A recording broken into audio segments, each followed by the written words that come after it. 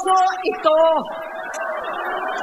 Minsan, kami ng Presidential Guard at Metro Gompa ang naglilinis tuwing nagpa-party po sila.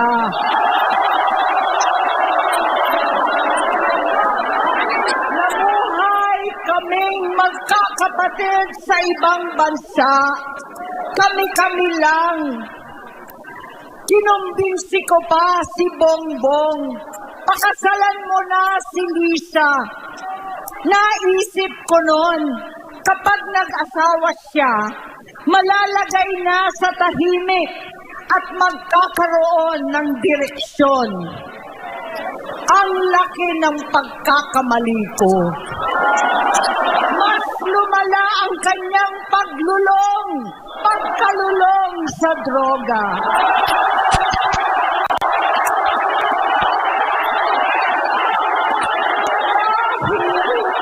Parehas pala siyang mag-asawa.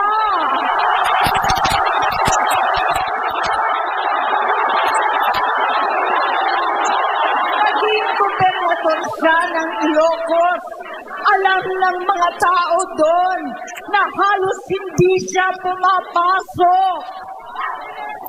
Tuwing ko kumprontahin ko siya, ay nagsasabi siyang magbabago na siya, aalisin na niya ang bisyo. Hanggang sa may nagsumbong na naman sa akin na sa paggising pa lang sa umaga, kasabay ng almusal, marijuana pala.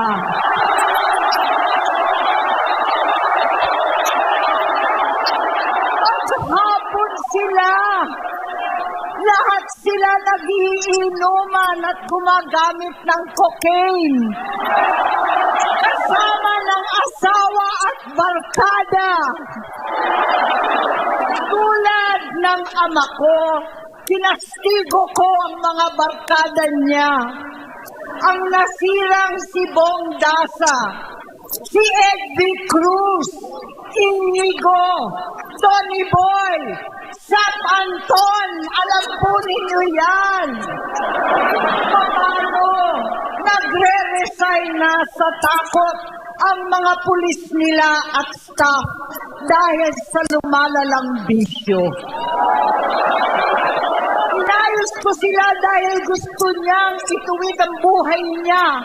Gusto niyang mag-vice-presidente. Hindi siya pinalad at lalong nagkaroon ng oras para sa bisyo. Simula noon, naging malabo sa amin ang lahat. Kaysa mag-away, bigla na lamang lumayo ang loob namin sa isa't isa. Noong 2016, kasabay ng kampanya ni dating Pangulong Duterte laban sa droga, lumabas ang pangalan ni Bongbong sa listahan. Nakasama siya sa listahan ng mga celebrities, mga artista, Maricel Soriano at iba pa. Masinsinan kong kinausap si Pangulong Rodi. Halos manikluhod ako. Sinabi kong ayon sa kapulisan, dapat usigin ang mga pusher at saka na lamang sagipin ang mga user. Naligtas si Bongbong. Labis ang takot ko at pag-aalala. Kinausap ko siya at nagsabi siyang talagang siya ay nagbabago na. Muli at lagi, hindi ako nawalan ng pag-asa. Ako'y naniwala ulit. Mula noon na natatanggap ko na lang na balita tungkol sa kapatid ko ay regular na pagpapadoktor. Kaya kumalma naman ako. Inisip ko, totoo, dahil na-opera na ang tuhod niya sa gout. Siguro, totoo na ito. Hanggang nito, na lamang nalaman ko na tuloy ang paggamit niya sa mga party na garapalan naghakain ng droga. Pinagmamalaki pa ng mag-asawang kayang-kaya nila ang microdosing ng cocaine. Hati-hatiin daw para 4 na beses sa isang araw. Hindi mabibisto. Ang pampapadoktor, pinalabas nilang pag-stem cell. Nagpapalit daw ng dugo, nagpapa-blood transfusion. Kayang-kaya raw, hindi ko maintindihan ang pinagsasabi. Noong 2021, kahit papano, nagkikita kami at nagkakausap. Sumumpa siya sa akin, talagang hinintunan niya. Naniwala ako kasi sabi niya gusto niyang tumakbo. Ang sabi ko, tutulong ako sa abot ng aking makakaya. Ipinakilala ko si Bongbong kay Inday. Naging magkatandem sila. Pagkatapos noon ay biglang hindi na niya ako ulit kilala.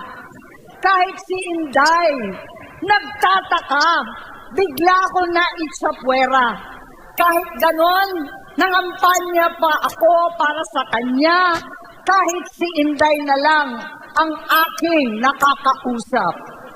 Hindi ko alam bakit ako nakaban sa headquarters nila sa Mandaluyong.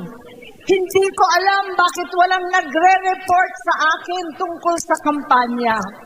Sa totoo lang, masakit mang aminin, nung dinidisqualify na siya, halos papaboran ko na sana dahil may nagsumbong sa akin mula sa kanyang campaign team na gumagamit na naman siya. Nung sinabihan ko, siya at mga taong nasa paligid niya, nagkaisa silang tuluyan akong alisin sa kampanya na ako naman ang bumuo. Sinabi nilang gusto ko na siya ay ma-disqualify para ako ang pumalit. Hindi totoo yun. Iniisip ko ang kalagayan ng aking kapatid at paano siya magsisilbi kung ganyan ang kalagayan niya. Pero pinaparating sa akin na hindi siya lulong at minsan na lamang tuwing nagpa-party.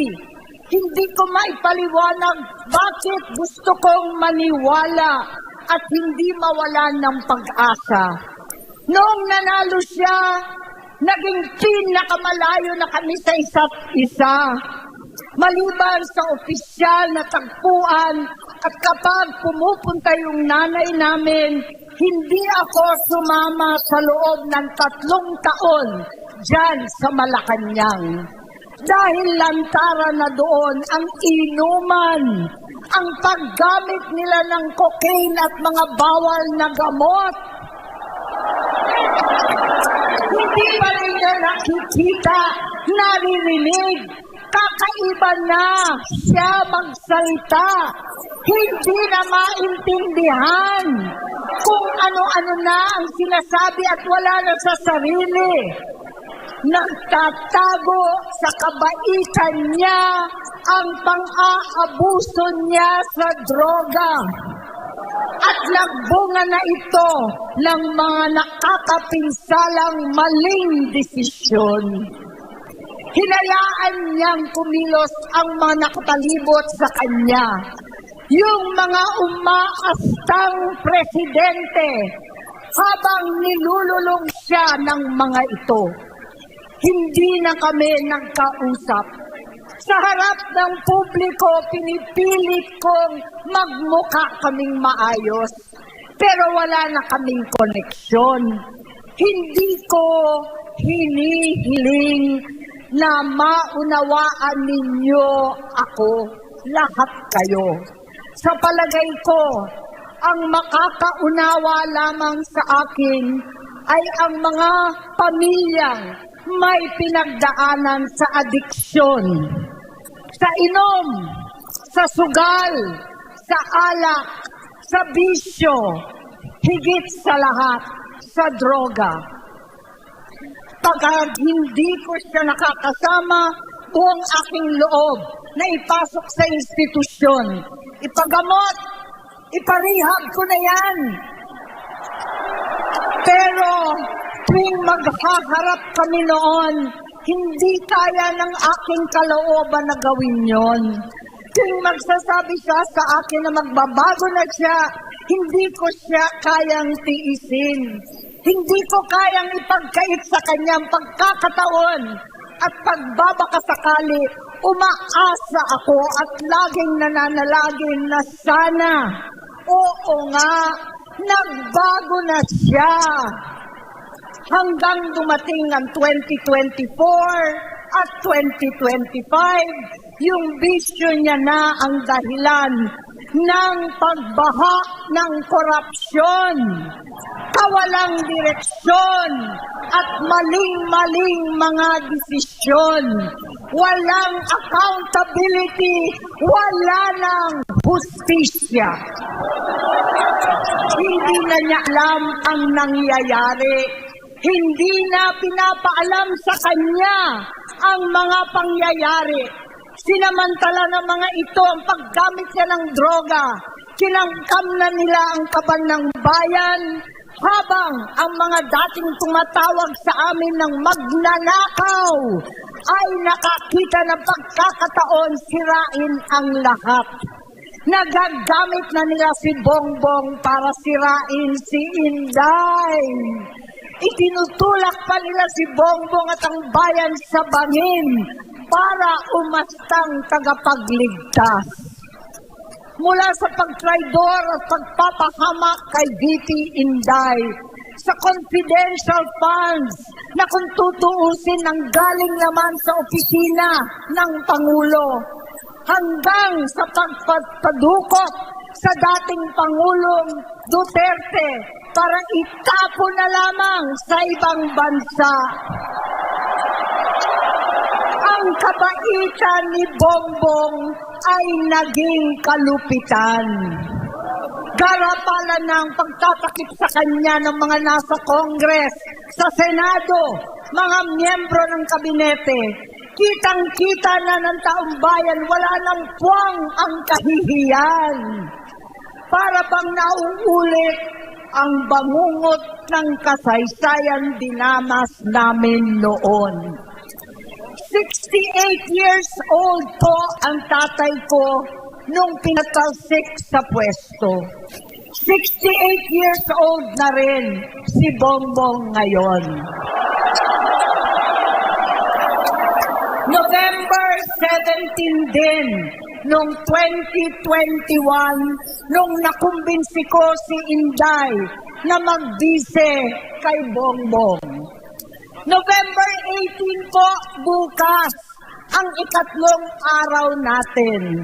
9 na taon na nakakaraan, saktong November 18 pa talaga, na pinalibing ni Pangulong Duterte ang tatay ko sa libingan ng mga bayani.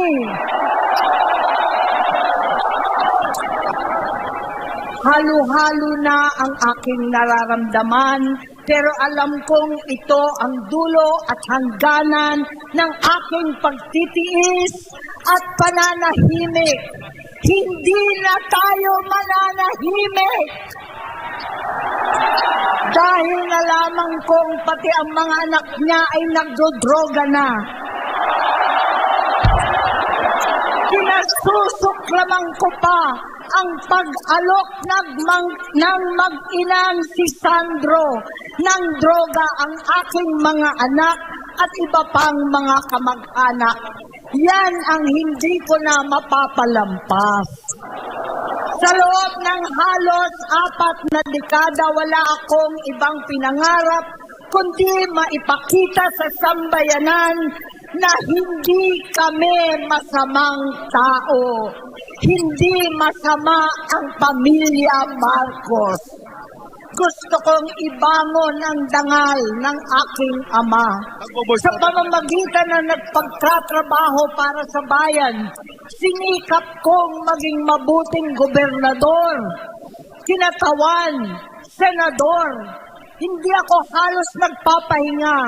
para makapag-iwan sana ng legasiya na kapag sinabing Marcos, nabawi na namin ang tingin sa nakaraan. Ngunit sa kagustuhan kong maging responsableng anak, matupad ang pangako ko sa aking ama, nabigo akong maging mabuting kapatid. Naging mahina ako kay Bongbong. Sa kapulisan at sundalo sa lahat ng mga leader at tagapagpatupad ng batas, siya ang Pangulo natin ngayon. Sinabi ko kung anong kalagayan niya ngayon. Tulungan niyo akong mapabuti ang kanyang kalagayan. Tulungan niyo akong matulungan siya. Hindi niya ako kalaban. Ang kalaban niya ay ang sarili niya. At nadadamay ang bansa sa laban na yan. Bilang senador at lingkod bayan, batid ko ang mga problema at gaya ng bayan, alam ko rin ano ang solusyon.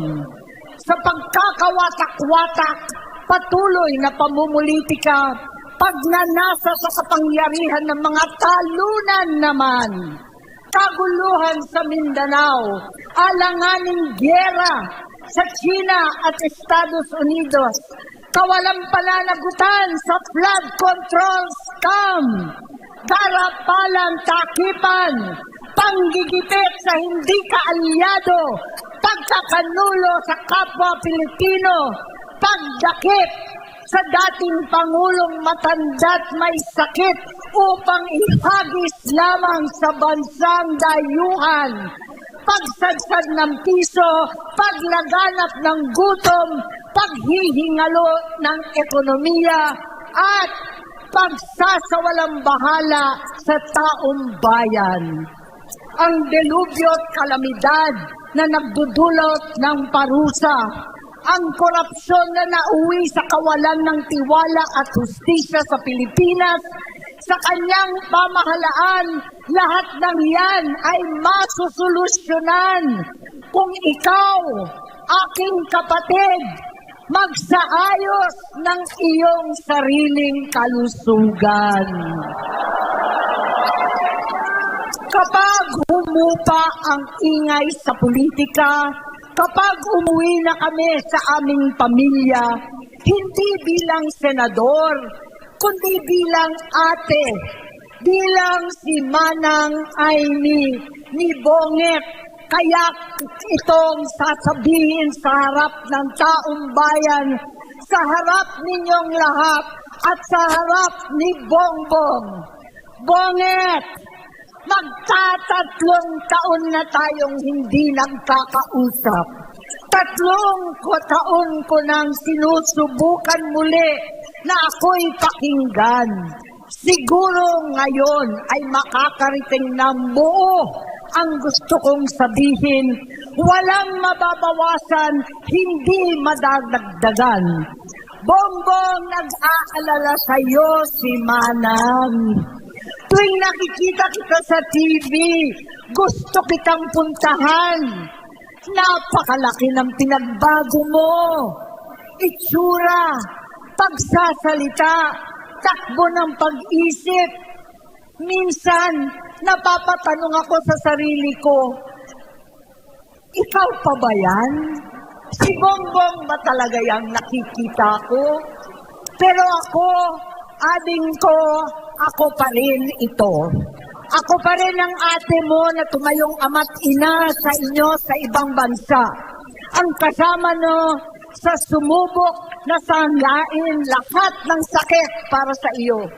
Ang kapatid mo na hindi mo kailangan hingan ng tawad dahil agad ka nang iniintindi at tatanggapin dahil mahal kita. Nasa Bagong Tipan, kay Lucas, Kapitulo 17, versikulo 3 hanggang 4. Kung magkasala ang iyong kapatid, sawayin mo siya. At kung siya'y magsisi, patawarin mo siya.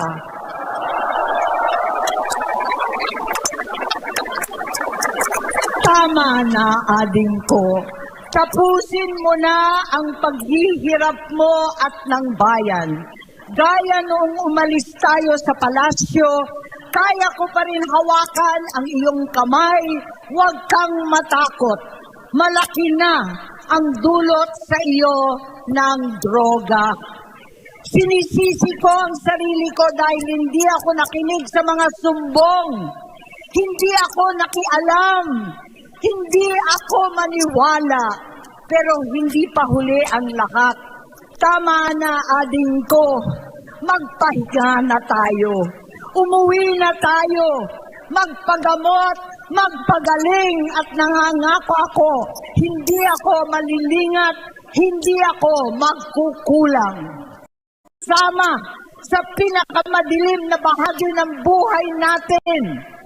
Kasama mo sila ngayon dahil nasa taas ka pa. Ako at ang ating mga tunay na kapatid dito sa Luneta ang kasama mo kahit magdilim ulit ang lahat. Talikuran mo ang iniisip at ibinubulong nilang ambisyon. Unahin na natin ang kalusugan mo dahil sa adiksyon na bigyan mo ng malubhang karamdaman ang buong bansang Pilipino. Matatanda na tayo, sakitan na si Mami, alagaan na lang natin ang isa't isa. Kaliwat kanan man ang panghuhusga sa akin, malinaw sa aking puso na dapat mauna ang Diyos, ang bayan, pamilya at sarili. Hanggang sa mga oras na ito, Bonget, gusto kong malaman mo na hindi kita sinusukuan.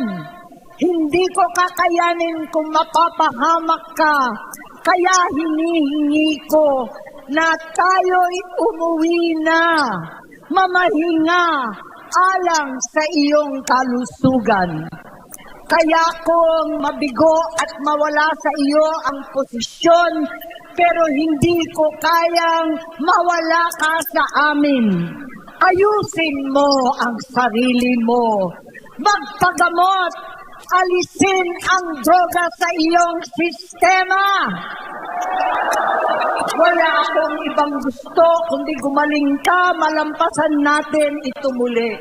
Dahil wala akong ibang hinahangad bilang ate, kundi maging masaya ka, maging ligtas sa panganib, malusog, matagumpay sa buhay. Itama ang mali, labanan ang adiksyon, at ako hindi kailanman aalis sa iyong tabi. Susuporta at hindi titigil manalangin kasama ninyo dito sa Luneta at sa buong mundo. Dahil iyon naman ang tungkulin at ibig sabihin ng salitang kapatid. Kapatid, mabuhay kayong magkakapatid. Ayan po mga kababayan, ay inyo pong napanood at napakinggan si Senator Amy Marcos, kapatid po ni Pangulong Bongbong Marcos Jr. Attorney Torion, ano ho ba ang reaksyon po muna ninyo sa revelasyon na ito, mabigat na pahayag ni Senator Amy Marcos laban sa kanyang kapatid na si Pangulong Bongbong Marcos Jr. kaugnay sa paggamit po ng illegal na droga? It was a very explosive revelation, no? And I think it must have been very painful on the part of the senator to declare those matters, no? But I think she had to do it in order to save not only his brother but also the country. Yung sabi niya na umuwi na tayo was an indirect way of saying mag-resign ka na para sa ating bansa at magpa-rehabilitate ka para ma-uwi para mabalik ka sa iyong kalusugan. Yun pong pagkaintindi ko sa kanyang mga mensahe. Grabe na sakripisyo yun, pero kinakailangan niyang gawain.